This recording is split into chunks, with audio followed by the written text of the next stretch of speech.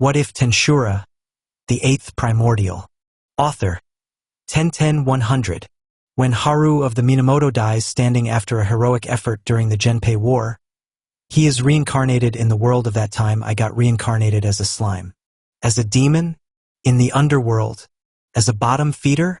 Watch Haru climb the ranks of the demon ladder, and maybe someday, stand toe-to-toe with the monsters of the Underworld and the Cardinal World. Chapter 52. The Weird Sister. Bordeaux was in complete inner turmoil. How did things end up like this? Why was he lying in bed with Testarossa? And why was she unclothed? His thoughts spiraled as he stared up at the ceiling, every instinct in his body screaming that something had gone terribly, terribly wrong. To understand how this even became a situation, we need to rewind a little just after Violet, Veron, and Zonda had teleported away. Bordeaux had watched the spot they vanished from for a moment longer than necessary before turning back to Blanc. "Well then, Blanc," he said carefully, "what's your request?" Blanc smiled. "I don't like it when you don't call me big sister." Bordeaux blinked, caught off guard a bit. "Ah, okay then. Big sister." Blanc's smile widened. "Good." She tapped her finger against her chin, pretending to think. "Now, for my request. Let's see." Then she snapped her fingers lightly. "All right, I've decided. I want you to spend the night with me." "Huh?" Bordeaux, Moss, and Seal all spoke at the exact same time. Moss was the first to recover. Wait, Blanc-sama. What exactly are you implying?" Blanc turned her gaze on him, cold and sharp. "I simply wish to sleep in the same bed as my little brother for one night." Her eyes narrowed. "Is there a problem with that?" Moss swallowed hard. "And no problem at all, Blanc-sama." "Good." Blanc smiled again, then looked back at Bordeaux. "Well, little brother?" Bordeaux hesitated. "If it's really just sleeping for the night, I don't have a problem. I just thought you'd ask for something more extreme." Blanc tilted her head. "Extreme? Like what?" Bordeaux scratched the back of his head. "I don't actually know. Guess I worried for nothing." He would later realize he was very, very wrong. The next day, Bordeaux sat atop broken ruins within Noir's domain, staring off into nothing. Suddenly, space warped and Noir himself appeared, standing exactly where Bordeaux was sitting. "Well, if it isn't Bordeaux," Noir said pleasantly. "It's been quite a while, hasn't it?" Bordeaux glanced back at him. "Noir, indeed it has. I assume you're not here to challenge me to a fight or something. That would be very out of character for you." Noir chuckled. "Of course not. I have no time for barbaric acts. Those are left to you and Rouge." "Fair enough," Bordeaux replied. "So what do you want?" Noir's expression grew slightly more serious. "You recently went to the Cardinal World again, didn't you?" Bordeaux's eyes narrowed just a little. Noir continued, "I want you to tell me everything about it." Chapter 53. You are a pervert. Bordeaux looked at Noir and said, "Huh, why?" Noir calmly took a seat beside him and replied, "Because I'm curious." "Curious, you say?" Bordeaux muttered. Noir chuckled lightly. "Bordeaux, aside from your muscle brain tendencies, you and I are actually very similar in our tastes." Bordeaux immediately cut him off. "Wait a minute, Noir. Don't make statements like that so nonchalantly. You and I are absolutely not the same. You're a pervert." "I'm not." Noir laughed. "You can fool yourself however you like. I'm not the one who was getting all flustered with his own unclothed sister." Bordeaux shot up to his feet in a panic. "You saw that?" "Wait, how?" Noir answered casually, "I was in the room the entire time. It truly was a scene to behold." "Noir, you pervert!" Bordeaux shouted. "Why the hell would you spy on me and Blanc?" "I was curious," Noir replied simply. "Besides, Blanc noticed my presence and you didn't, which proves you were a bit too enthralled." "No way," Bordeaux fired back. "I'd just never been in that situation before. I didn't know how to react. That's all. I was not enthralled." Noir chuckled again. "Deny it all you want, but that's not what I meant when I said we're similar. I was talking about our shared interest in learning things we don't know. That's why I wanted to hear if you found anything interesting there. Bordeaux paused, thinking. Something interesting? Huh. I guess I fought the superior spirit Ifrit. Noir waved a hand dismissively. Boring. Anything else? Bordeaux rested his hand on his chin. Noir, do we even share the same definition of interesting? Noir smiled. What do you mean? I mean, Bordeaux replied. You probably find perverted things interesting. I don't. Noir chuckled. Try me. As if struck by a sudden realization, Bordeaux said, Oh, there might be one thing. Noir's interest sharpened. Oh? And what would that be? I fought a girl named Shizue, Bordeaux said. What caught my attention was her mask. Her mask, Noir repeated. What was special about it? It had the properties of infinity, Bordeaux answered. Noir placed a finger against his chin, smiling slowly. Infinity, huh? Now that is truly interesting. Yep, Bordeaux said. That's all I've got. Unless you want to hear about the fodder I killed while I was there. Noir stood up. No. I've heard what I wanted to hear. Good, Bordeaux replied. Now leave me alone in peace. Noir laughed softly. How cold. That's no way to treat your older brother. What do I have to do to get the same treatment as Blanc? Should I turn into a woman and let you admire me? Bordeaux turned to him with a chilling smile. Noir, I swear. Say one more word and I'll kill you. Noir chuckled. Then I'll be on my way, little brother. With that, he vanished. Left alone, Bordeaux clicked his tongue. Damn that Blanc. 10 years later, 3 years before Mr. Slime arrives, the battlefield was littered with blood. Countless soldiers clashed, steel meeting flesh in a relentless storm of slashing and killing. To any observer, it was unmistakably war, a full-scale conflict between the Kingdom of Treat and the Kingdom of Blue. 24,000 soldiers in total had been thrown into the carnage. Atop a mountain overlooking the battlefield stood a woman dressed entirely in white. A sword rested at her waist. A patterned mask concealed her face, and mid-length black hair swayed quietly in the wind. She was none other than the Conqueror of Flames, Shizue Izawa. This is terrible, Shizue murmured. Why do wars even happen? All they do is create countless deaths and leave families in mourning. If only they didn't exist. She let out a soft sigh before straightening her posture. But that does not concern me today. I have a promise to keep, the one I made to Bordeaux-san. He who saved my life. Over the past 10 years, the relationship between Shizue and Ifrit had softened considerably. In the beginning, Ifrit had obeyed her solely out of fear of Bordeaux. But as time passed and the two fought side by side, that fear slowly turned into respect. Even though Ifrit despised being sealed away, he no longer minded it when it was Shizue who held his contract. Shizue smiled faintly. I should probably remove the mask. Bordeaux-san did say I looked beautiful without it. Her cheeks flushed as memories surfaced. His casual tone, his teasing smile, and the way he said she owed him a kiss. Am I really going to do it? She muttered. Clenching her fists in mock determination, she nodded to herself. I'll do it. I really will. Kneeling down, Shizue began drawing an intricate summoning pattern into the ground using her own blood. As she worked, doubt crept into her thoughts. Bordeaux-san is a demon. I know he's a good person. But 10 years is a long time. What if his instincts have taken over? What if I summon him and he's become a threat?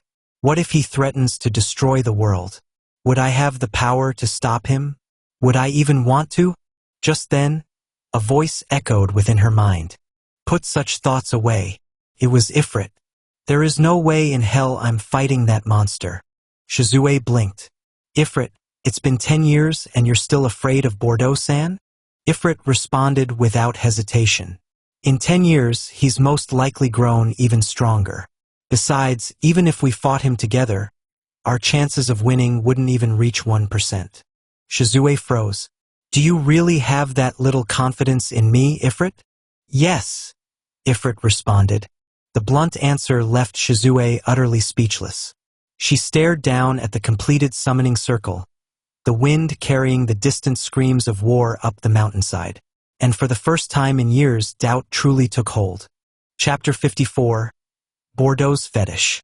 A huge nuclear explosion erupts, creating a massive inward propulsion that shocks the onlookers, Esprit and Adjura. The one who had fired the explosion was smiling, as if she were having the most fun she'd ever had. That person was John, the yellow Primordial. And who had she launched the explosion at? The maroon Primordial, Bordeaux.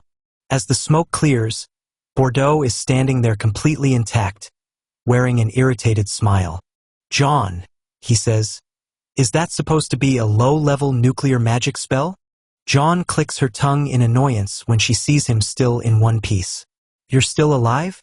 Why are you so durable?" Bordeaux chuckles awkwardly, irritation seeping into his voice. "So you really are trying to kill me?" John, realizing her slip, immediately puts on a sorrowful expression. "Sorry, I mistakenly used a high-level nuclear explosion by accident. Come on, let's go again. I'll do it properly this time." "I don't think you did that by mistake," Bordeaux says irritably. From the sidelines, Adjura shouts, "Bordeaux, I think you should, stop for now. John-sama really is trying to kill you." John snaps back, "What are you talking about, you swordsman? How could I try to kill my own little brother?" Esprit crosses her arms. "As much as I don't like Bordeaux, you are trying to kill him, John. To understand how this situation came about, we need to turn back time a bit." Bordeaux teleports directly into John's living quarters. As soon as he lands, Adjura sees him and smiles. "Oh, Bordeaux, it's been a while." Bordeaux waves at him casually. "Yo, it's been, what, for years?" "Yeah," Adjura replies. "You've really become a stranger, Bordeaux." "That's not fair, Adjura," Bordeaux says. "It's not like you make any effort to find me." "Well, that's because I serve someone," Adjura responds. "I can't just disappear out of nowhere. You're different. You can be anywhere at any time you like." And while Adjura is clearly happy to see Bordeaux, two people are not.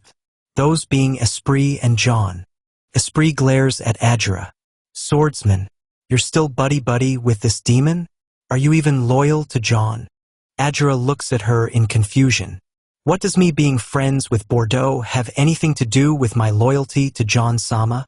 "Well," Esprit says, "John does not like Bordeaux, and you being friends with him means you're going against John."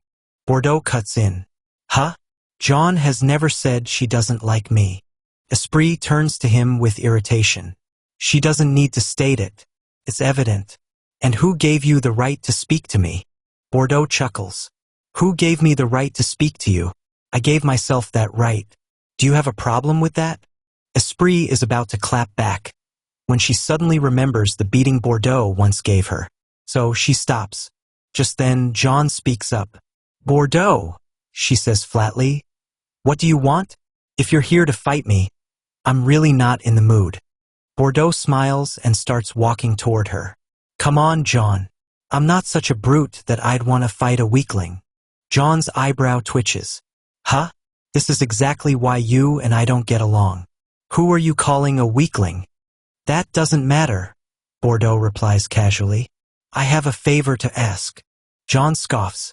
"And why would you think I'd help you with anything?" "I don't know," Bordeaux says honestly. "I just feel like you would. At least hear me out first." John pauses, thinking it over. After a moment, she sighs. "Fine. I'll at least hear what you want." Bordeaux smiles. "That's all I ask for." "Well then," he gestures lightly with his hand, "I want you to blast me with nuclear magic." Esprit, Adjura, and John all say at the same time, "Huh?" Clearly confused. Adjura is the first to recover. "Bordeaux? Do you have some kind of fetish?" "Huh? No." Bordeaux snaps back. "There's a perfectly reasonable explanation for this." He straightens up. "I want to develop an immunity to nuclear magic. And if my theory is correct, if I'm blasted with it enough times, I should eventually gain resistance and then full immunity after some time." Adjura blinks. "Isn't that a painfully excessive way to go about it?" Obviously we'd start with low to mid-level nuclear magic, Bordeaux explains. As my resistance increases, the intensity increases. I think it's pretty smart if I say so myself. You should try it too. Adjura internally scoffs. Only you could come up with something this idiotic and somehow survive it. John puts on a smug smile. You must be stupid if you tea. But then she stops mid-sentence. Her eyes narrow slightly as a thought crosses her mind. So he'd just stand there, without fighting back, while I get to blast him with as much nuclear magic as I want, torturing him, asserting my authority. Her smug smile transforms into a warm, pleasant one. Of course I'd like to help you, Bordeaux. Both Adjura and Esprit freeze. Huh? They say in unison. They had fully expected John to refuse him without hesitation. Bordeaux, on the other hand, feels a chill crawl up his spine. That went way too easily, he thinks. I expected resistance. I expected arguing. I didn't expect an immediate yes. What exactly is she planning? Back in the present. John smiles sweetly. Come on, Bordeaux. Let's go again. I promise I'll use low-level nuclear magic this time. Bordeaux stares at her, completely deadpan. And I'm supposed to believe a promise made by a demon? Yes, John replies confidently. Unlike other demons, I keep my promises. Bordeaux sighs. It's not like I have another choice. You're the only one capable of the kind of nuclear magic I want immunity to. Suddenly, his expression shifts. He feels a powerful pulling force grip his entire being. His eyes widen. I'm getting summoned, he says out loud. John blinks. Ha! Volume 2, Chapter 1, Welcome to the Cardinal World. John says, You are getting summoned? Just ignore it. Bordeaux smiles. Ignore it? Do you know who I am? I don't ignore summons. John frowns. But we are in the middle of giving you nuclear magic immunity. Inwardly, she thinks angrily, I'm just now having fun blasting this guy with my nuclear magic and now he wants to leave. Curse whoever is summoning him. Bordeaux says, Don't worry, John. I'm just going to check it out. And once I'm back, we are going to continue where we left off. John clicks her tongue. Fine. Adjura says, Bordeaux, why are you always getting summoned, man? Bordeaux privileges a chuckle. I don't know. Maybe I just got that much pull. Well then, see you later. He then disappears from the spot. Elsewhere, in the midst of the war, Shizue, still on the mountaintop, removes her mask and starts fixing herself up. She says, I wonder if Bordeaux-san even still remembers me. Just then, space warps. Maroon flames flare up and hover into a cocoon, and out bursts Bordeaux, wearing a huge smile as he says, Blood! I feel so much blood. What is this? He then opens his eyes and freezes. Shizue? Shizue is taken aback and blushes. Bordeaux-san? You still remember me? Bordeaux lands on his feet as if it were the most natural thing in the world. Of course I do, but I'm a bit confused as to why you of all people would summon me. Shizue says, Well, look behind you. Bordeaux says, Huh, and turns around. He sees bodies upon bodies of the dead, and a war still raging. Oh my, he says. This is brutal. Shizue says, Remember 10 years ago, before you left, you told me to summon you if a war ever broke out. Well, here it is. Bordeaux smiles. Shizue, you absolute beauty. I didn't expect you to actually do it. Shizue replies, Well, I don't like leaving favors unpaid. A woman of integrity, huh? Bordeaux says. Then he adds, Well then, I shall help myself. It lasts only a single second. Shizue's eyes widen in shock. Bordeaux-san, you feel real. Bordeaux flexes his fingers, stretches his arms, and laughs maniacally. So this is how a real body feels. This feeling. It's been so long since I've felt it. Shizue thinks to herself, no way. He's gotten even stronger. Bordeaux turns to face her. Shizue, I thank you. She quickly says, No, it's not trouble, really. So, can you permanently stay in this world now? Bordeaux nods. Yes, I now have a physical body, which means I can stay permanently in the Cardinal World. This is wonderful. Shizue smiles. That's wonderful. I'm happy for you, Bordeaux-san. Her smile then fades slightly. So, Bordeaux-san, what are your plans in the Cardinal World now that you have fully manifested? Bordeaux smiles and says, well, it's to set the world ablaze. Shizue stiffens instantly. Her hand moves on instinct, fingers brushing the hilt of her sword as her breath catches. Did I misjudge him? For a split second, her mind races. Is he actually evil? Bordeaux notices the motion. Then he bursts out laughing. You should have seen your face, he says between laughs. You were probably thinking of slaying me right here and now, weren't you? Shizue exhales, tension leaving her shoulders, but irritation quickly replaces it. Bordeaux-san, don't make jokes like that. Sorry, he says, wiping at his eyes as he struggles to catch his breath. I won't do it again. Your reaction was just comedy gold. Shizue tries to hold it in, then smiles despite herself and lets out a soft laugh. Bordeaux looks at her for a moment, then asks, what about Ifrit? Has he been behaving? Shizue nods. Me and Ifrit are like partners now. And it's thanks to you, Bordeaux-san. Partners, Bordeaux repeats. Not master and servant? She shakes her head. I don't want anyone to serve me. I'm happy being on equal terms with Ifrit. Bordeaux hums thoughtfully. Oh, I guess you really are a good person. He shrugs lightly. As long as you're happy, I don't care how it's done. Shizue smiles at that, then hesitates. Bordeaux-san, do you remember what you said to me just before you left? Ha! Bordeaux tilts his head. It's been 10 years, Shizue, and I don't remember demons being known for exceptional memory. You might have to remind me. Her heart starts pounding. Instead of answering, she steps forward. She says, instead of reminding you, I'll show you. Bordeaux watches her approach, confusion flickering across his face. She stops right in front of him, close enough that she has to look at his chest rather than his face. After a brief pause, she rises onto her toes, wraps her arms around his neck, and pulls herself up. Her lips brush against his, soft, brief and warm. Bordeaux freezes completely, eyes wide, unsure of what he's supposed to do or why this is happening at all. Shizue lets go and steps back. She smiles, a faint blush coloring her cheeks. You said that if I wanted to thank you, I should do it with a kiss. So, that was it. Bordeaux blinks once, then again. Oh, I see. He scratches the side of his face. Thank you. I guess that was just a joke though. I didn't expect you to actually do it. I know, Shizue says softly. I just wanted to. I see, Bordeaux replies. If this had been my first kiss, he thinks, or my second, or even my third, I probably would have frozen for real. Thankfully, Blanc had already stolen more kisses from him than he cared to count. He still didn't know how to explain that situation, whether Blanc had some kind of brother complex or genuinely liked him. Either way, it was strange. To Bordeaux, the demon primordials were his siblings. By name, at least.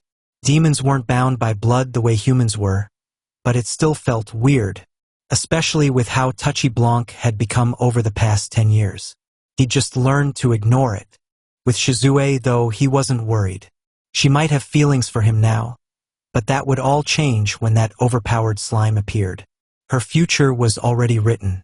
Trying to form an emotional bond here would only put his own heart at risk, and he wasn't about to interfere with something that was never meant to be his. Shizue looks up at him again. So, Bordeaux-san, what are your plans now?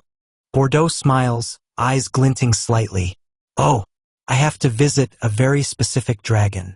Volume 2, Chapter 2, The Storm Dragon. Bordeaux stood before the mouth of the massive cave, its jagged stone entrance yawning open like the maw of some ancient beast. A cold sweat ran down his back as an overwhelming pressure washed over him, pressing against his senses and soul alike. What a presence! Bordeaux muttered under his breath.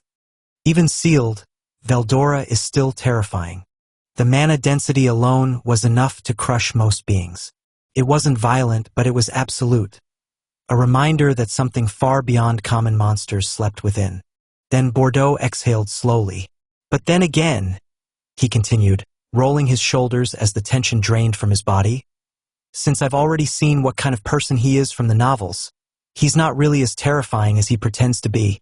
A faint smile tugged at his lips. Well then, he said, stepping forward. Here goes nothing.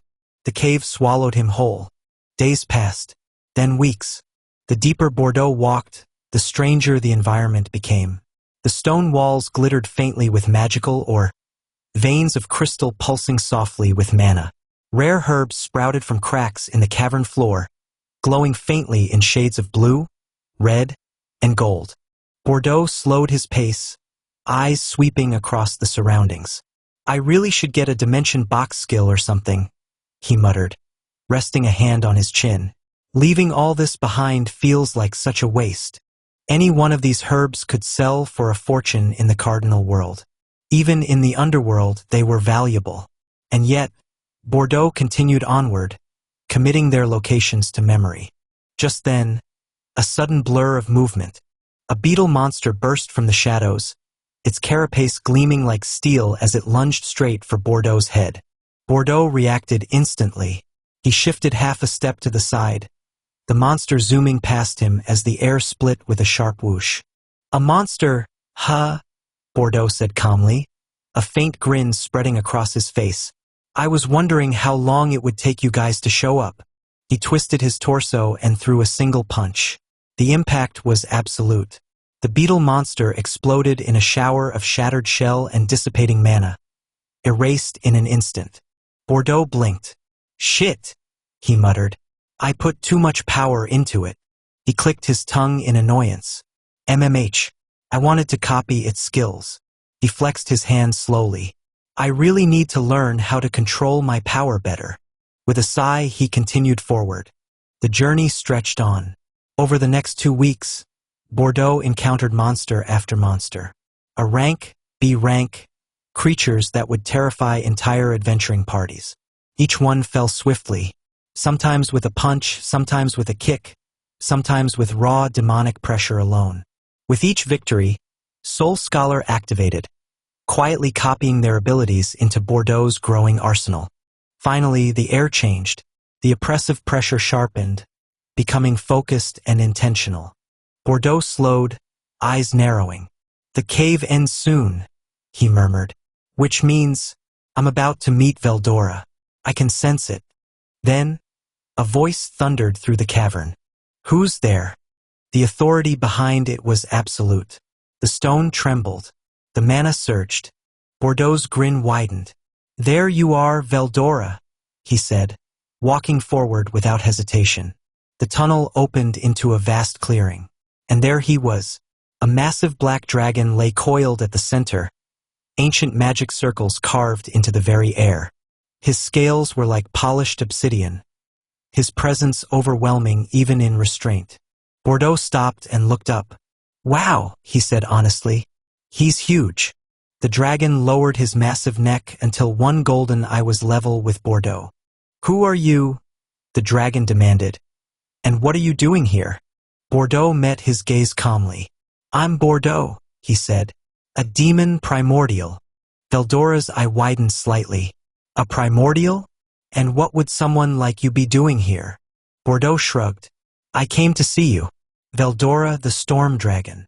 Veldora narrowed his eye. So you know who I am, he said. Then, after a brief pause, his voice dropped, almost shy. And why would you come to see me? Are you looking for a friend or something? Because you've come to the wrong person. Bordeaux chuckled softly. Friends, huh? He said thoughtfully. I don't know.